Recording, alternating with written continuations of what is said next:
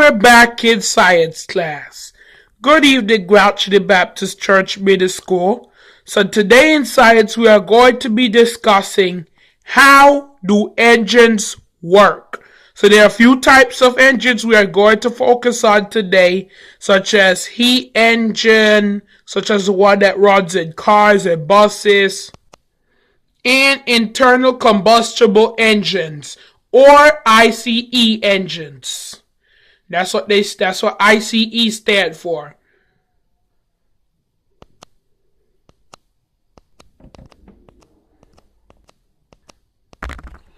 So, and the engines used in cars, motorcycles, and vehicles, guess what type of engines they are?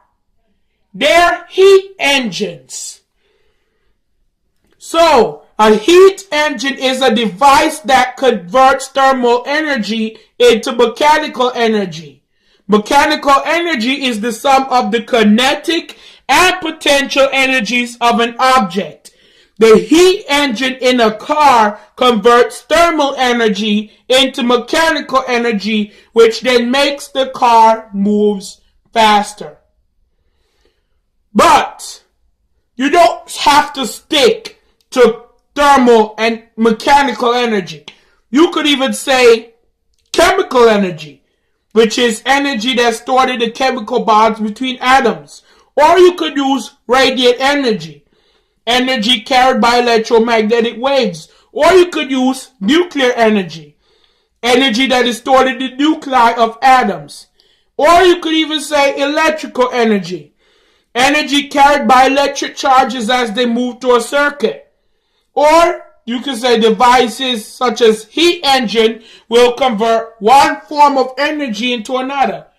So all heat engines convert one form of energy into another form of energy. But always remember this: you cannot make energy and you cannot destroy energy. That is the law of conservation of energy. You can't make it, but you can't destroy it.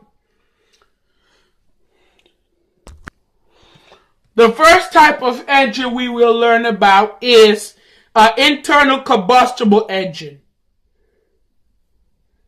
or IC or ICE. In ICE and in IC engines or ICE engines, the fuel burns in a combustible chamber inside the engine. Many machines, including cars, airplanes, buses, trucks, and lawnmowers, use ICE combustible engine. So, the first thing that happens is inside the cylinder or intake cylinder, the piston inside the cylinder moves downward. As it does, air fills through the cylinder through the intake valve, and a mist of fuel is injected into the cylinder. B. The piston moves up, compressing the fuel and the air mixture. C. At the top of the compression stroke, a spark ignites the air-fuel mixture. The hot gases that are produced expand position, pushing the piston down and turning the crankshaft. And then the exhaust valve opens as the piston moves up and down, pushing the exhaust gases out of the cylinder. There really are 7 kinds of internal combustible engines anyway. In diesel engines, the air inside the cylinder is compressed to such a high pressure that the highly flammable fuel ignites without a need for a spark plug. But many lawnmowers, like the one I use a 2-stroke gasoline engine. The first stroke is a combination of intake and compression. The second stroke is a combination of power and exhaust. So between each step you have to stroke it again.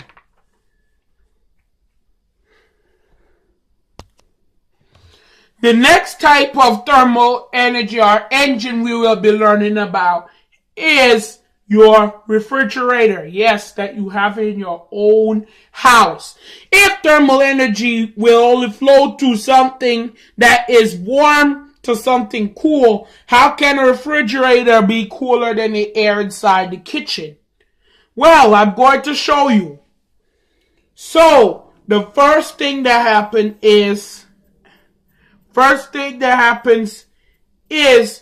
that a coolant. You have a coolant that runs through the coils in the refrigerator. There's a freezer unit in there also. So, a refrigerator uses coolant to remove thermal energy from the inside of the fridge to the outside. The compressor supplies the energy that enables the coolant to transfer thermal energy into the room. So, the liquid coolant will go into an expansion valve that will turn the liquid coolant into gas. The coolant vapor will then head up to the freezer unit, which will then suck out heat. Then the coolant vapor, which is by then warm, will come back down into the compressor, which will cool and expel the heat through condenser coils. That's how your refrigerator works. Air conditioners. Most air conditioners cool in the same way that a refrigerator does. And it's true. Because in the middle of your house somewhere, you have a big vent. Or even in this very classroom, there's a vent by my door that sucks out the warm air in the classroom, runs it up, mixes it in with the coolant. Then you have the freezer unit to take out the heat out of it, and then it blows the cool air back down into the classroom, effectively cooling the air.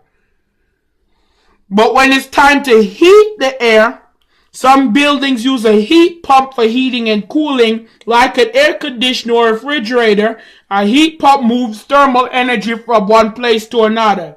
In heating mode, the cooler absorbs thermal energy through the outside coils. The cooler is warm when it is compressed and transfers thermal energy into this classroom through the inside coils. When a heat pump is used for cooling, it removes the thermal energy from the indoor air and transfers it outside. So, you could use a heat pump to do the exact same thing in two different ways. So let me give you the minutes of this lesson. A heat engine is a device that converts thermal energy to mechanical energy. Energy cannot be created or destroyed. It can only be transported from one form to another. An internal combustion engine, or ICE, is a heat engine that burns fuel in a combustible chamber inside the engine. A refrigerator uses a coolant to transfer the thermal energy to the outside of the refrigerator. A coolant gas absorbs thermal energy from inside the refrigerator. Compressing the coolant makes it warmer than the air outside the refrigerator. And finally, a heat pump heats by absorbing thermal energy from the air outside and transferring it inside of a building. I hope this lesson helps you on the test. Thank you for watching this video. If you like this video, want to see more video like this video, leave a like right down in the section below and leave a comment too. Thank you, and may God bless you. Oh, and go Falcons.